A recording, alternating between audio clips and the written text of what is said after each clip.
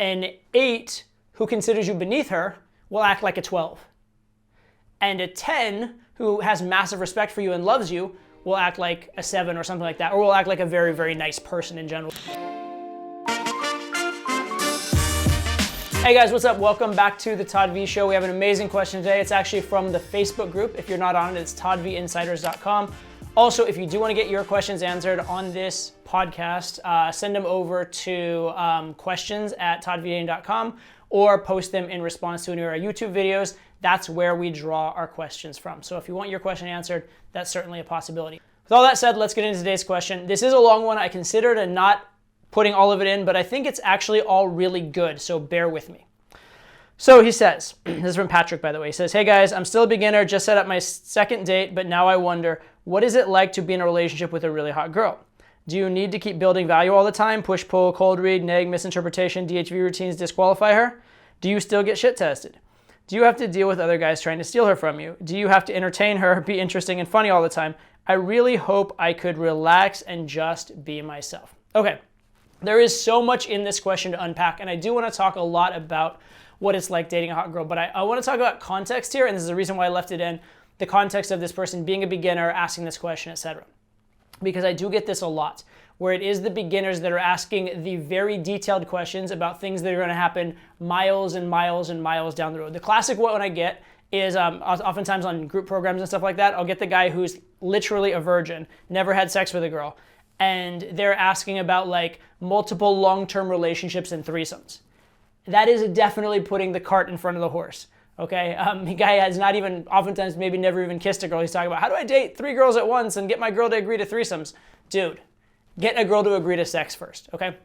This one's not quite so bad, but it does indicate the same thing. And it actually indicates a thing that I think holds a lot of guys up. A lot of guys are so worried about what's gonna happen 10 steps down the road that they don't do what's right in front of them. So this guy's nervous about, what'll happen when he's dating a hot girl down the road. He should just work on dating a girl, or dating a cute girl, or dating a hot girl in the first place, and not be worried about all the things that are going to happen. And I'll tell you this about the journey you're going to have in game, which is you're going to have some very high moments and you're going to have some very low moments. That's how it goes. You will have moments when you feel like you're on top of the world, and you'll have moments you're going to remember till the day you die, and you will have moments of heartbreak too. You're going to have both, and there's no way around it. There will be ups and downs. And the beautiful thing is this: if you date an amazing, hot, incredible girl, and then something goes wrong, well, you still dated an amazing, hot, incredible girl, and you had the experiences, and you had the sex, and you had all the positives, and you will have that till the day you die, and then you can go out and meet another girl afterwards. So it's always worth it. You never want to let your fear of what may happen 10 steps down the line keep you from doing something right now, or keep you from aspiring. And a lot of times beginners ask these kind of questions, and I feel like it is that kind of thing. They have this internal resistance where they see, oh, there's all these problems that'll come if I date a hot girl. Maybe I don't want to do it, or maybe I can justify not doing the approach for that reason, or whatever. So it's very, very easy to use these kind of things as excuses. It's very easy to get held up by this line of thinking, and I want to really caution you against that. So I did want to point that out to begin with. But with that said, let's talk about what it's like to date a hot girl. And here's what I will say to you. Pretty much dating a hot girl is about the same as dating any other girl.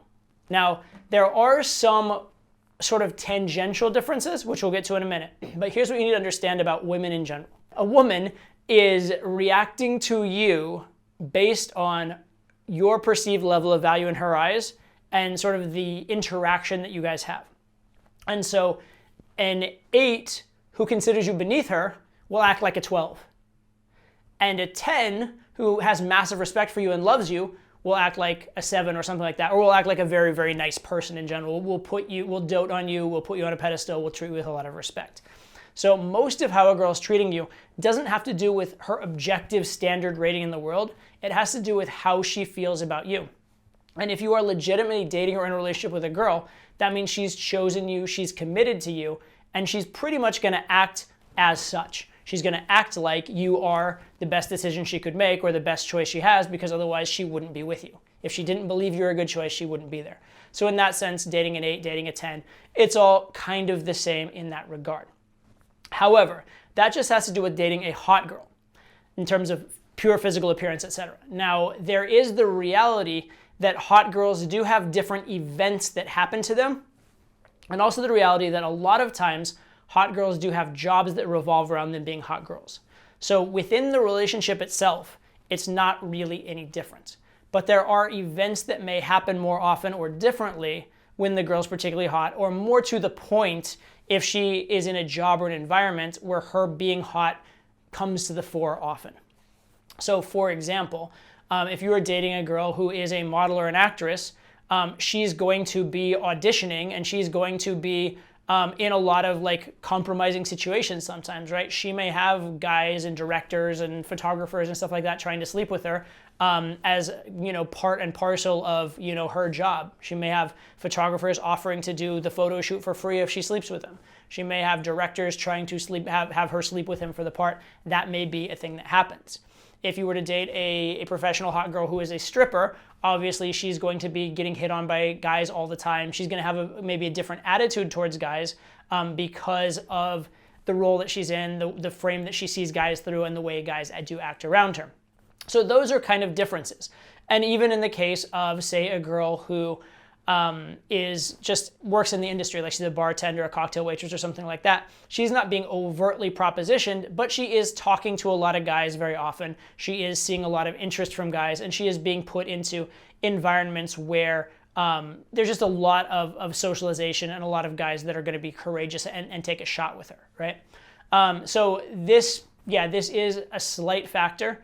To maybe a big factor depending exactly what it is the girl's lifestyle is. And you need to be okay with whatever the lifestyle of the girl you're dating is, or you need to have her move out of that lifestyle potentially, right? A lot of girls that are in these hot girl job lifestyles, they don't actually like the lifestyle they're in. That's how they know to pay their bills. That's how they know to live life. If you are successful to a great enough degree, and if it is your preference, you could quote unquote rescue them from that lifestyle.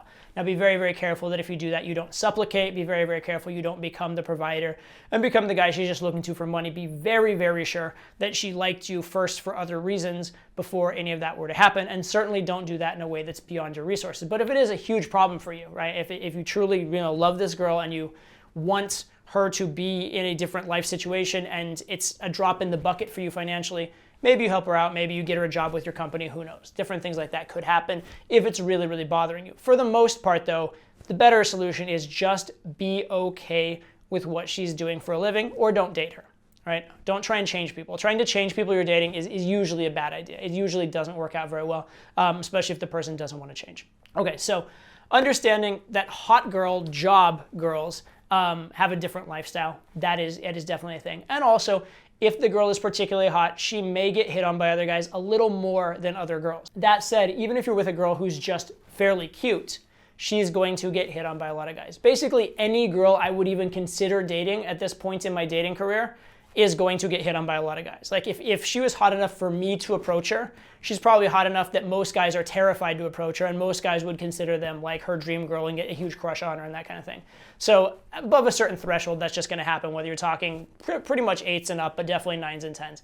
It's just going to happen. What will happen as the girl gets hotter is the caliber of guy hitting on her will increase a little bit. But again, remember that you're already in a chosen place in her heart. She's already determined that you are the best decision she can make. So if you're around and some guy's hitting on her, she probably is more scared of embarrassing herself in front of you, or more scared of like making you angry, than she is getting turned on by the guy in many cases. Now, obviously, she could get hit on, could get talked to by guys when you're not around, and you just need to combat that by being as high value as possible and being as good with her as possible. But that doesn't directly affect your experience with her, in the sense it's not happening with you around. It's just something where you need to continue offering value and continue being at an elevated value threshold within the eyes of the girl. And I do want to point this out one more time, within the eyes of the girl, right? There are plenty of girls who are with a guy that is not objectively the same point value they would be. Like there's a 10 that's with a guy who's objectively a 7. But in her eyes, he's a 10 for whatever reason. Because they have a lot in common, because she really respects what he does, because of a particular experience they've had together, because of a connection they developed, whatever, right? So as long as you're a 10 in her eyes, she will treat you as a 10. And that's true with every single girl. That's not just hot girls, it's every single girl. As long as you have their respect and adoration, they'll treat you amazing. As soon as they disdain you, as soon as they don't respect you, you're in a bad way, and a lot of bad things will happen, even if the girl's not very hot, right? There are plenty of not very hot girls that cheat and do other kinds of things like that once they start disrespecting their man.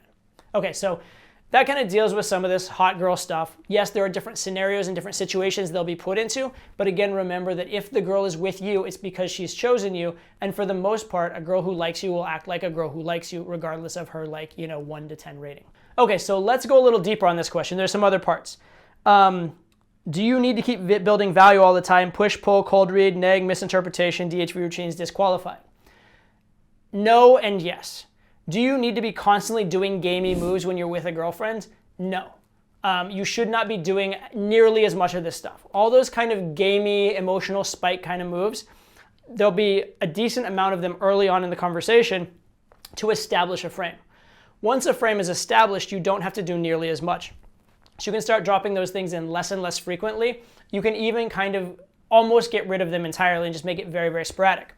And while you do need to continue showing value to the girl, the way you show value is very, very different, right? The way you show value is actually through your actions and through her experience a lot more than through some lines, right? You can look at the pickup part of game as kind of a job interview and the relationship as performing the job, right? And so there's a lot of superficial things that go on to establish an impression, to get your foot in the door during an interview. But once it comes down to actually doing the job, you're starting to track reality. You're starting to track what you're actually contributing to the interaction. So do you have to keep providing value? Yes, but it's a different thing. You don't have to keep providing perceived value. You need to provide real value, actually giving the girl an experience, actually not just handling a shit test to make it look like you can handle a situation when it goes sideways, actually handling real world situations when they go sideways, right? And so it becomes much more about real demonstration of value rather than like DHV routine and really being able to handle stress rather than being able to pass a shit test. Next part of this, do you still get shit tests? Yes, but you still get shit tests, but less often and of a different nature. So you will get a lot of superficial shit tests or a lot of like, I don't like you or I'm unsure about you or I don't have comfort with you yet shit tests from a girl when you're initially meeting her and initially picking her up. Once you're in a relationship, and by the way, one note, because this is a beginner asking this question, a lot of this just applies to relationships in general. It's not necessarily hot girls, it applies to relationships across the board, right? But once you are in a relationship, you will still get shit tests periodically because the girl is going to test to see if you still are the guy who you conveyed. And the girl's going to test to see if you can still stand your ground. And she's going to test if you're becoming needy and those kind of things. Also, though, she's going to shit test you on different things. Early on, she's shit testing you on value. Are you good enough to be with me? Once you've been with a girl for 3 months, she pretty much knows you're good enough to be with her, unless you've changed your behavior and become not good enough, unless you've become, a weakling beta male suddenly in the last 3 months.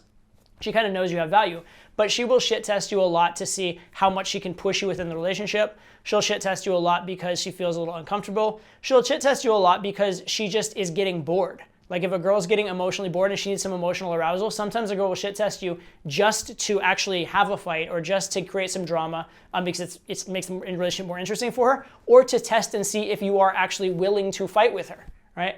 If you don't even care enough to be willing to fight with her, that's actually a bad sign for the girl. So there are shit tests that will come up later on, but they're of a different nature. They're of a more sincere nature. They're less frequent, but they'll be a lot more serious. So it might be like, a shit test early on might be something like, do you say this to all the girls? Something very superficial and about a particular line you said, right? Whereas a shit test later on might be something like, actually a semi-genuine question, but shit testy in essence and in nature of like, do you think we really have a future together? I mean, we're different in a lot of ways. Something like that that's kind of disqualifying the relationship, and it's actually kind of serious and sincere, and it actually kind of comes from a real place. But the way that you handle it will say a lot, right? One, do you have an answer for it? But also, do you get all nervous around that kind of question? Do you backtrack? Do you get all supplicating? Do you start begging and pleading? Do you get angry, right? Can you handle your shit? So you will still get these tests, but of a different nature. Okay, this last one I really like. Do you have to entertain her, be interesting and funny all the time? Absolutely not. You do not have to do that at all. In fact, you can get more and more and more boring. The more the girl likes you, the more the girl is wrapped up in you, the less you have to do. And in fact, if you were trying to keep her entertained all the time, that would look needy, that would look desperate, that would look insecure. Again, some of that like initial keeping her entertained stuff is in order to keep enough attention so you can demonstrate your value. Once you've already demonstrated value, you don't have to keep her attention that much. Kind of a funny little game you can play. If you're ever like out at dinner at a restaurant, look around and you can see the way different couples are acting.